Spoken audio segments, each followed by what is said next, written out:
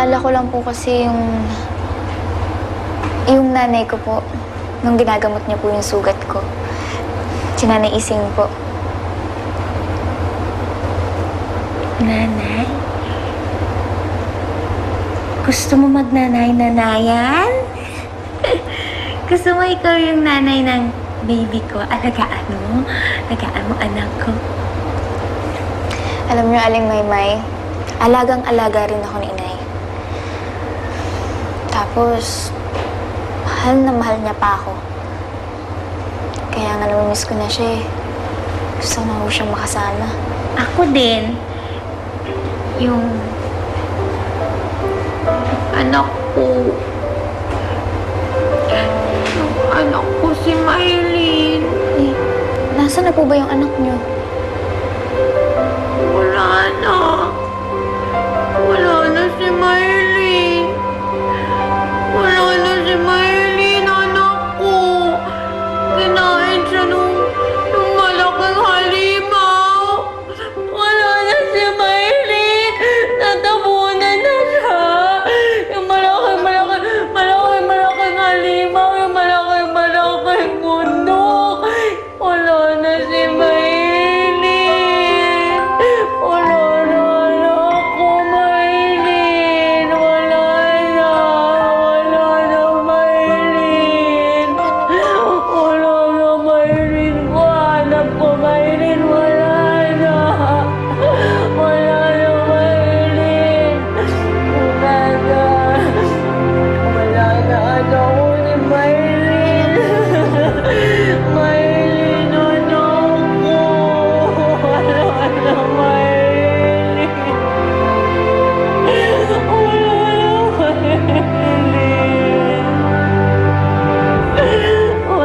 Maylin, anak ko.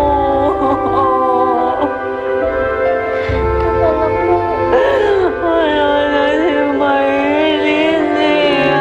Anak ko. Wala na siya. Kanain.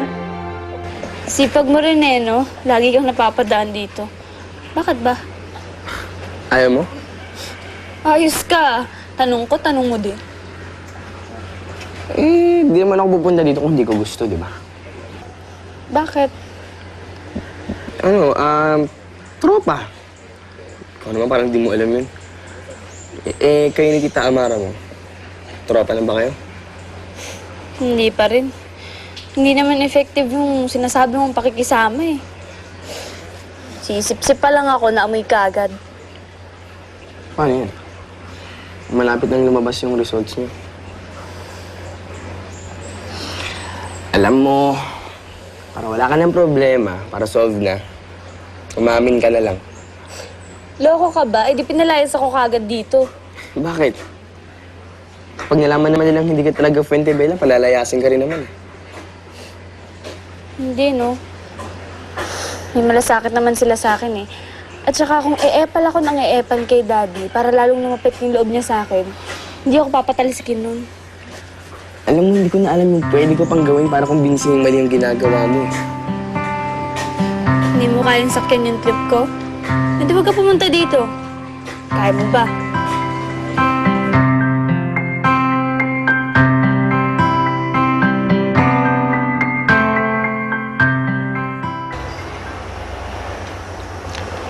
Catherine, okay na ba kayo dito?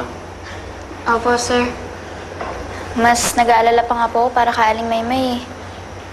Kagabi pa po siya hindi mapakali. Napanaginipan po niya yung anak niya eh. Tapos paulit-ulit niya sinabi na tabunan ng higanting bundok. Tabunan. Parang landslide?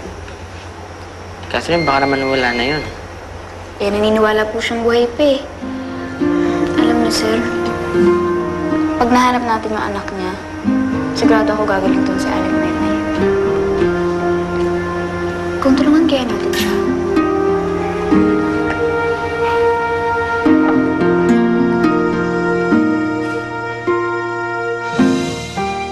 Papansin ko lately, parang bait-bait mo sa akin. Gusto lang ko po kayong alagaan gaya ng pag-aalaga niya sa akin. Nag-google ako ng mga landslide site sa Pilipinas. Isa to sa pinakamalapit sa Manila. Parang namumukhaan ko siya. Talaga po? Wow, Ferdinand, this place looks nice. Sorry.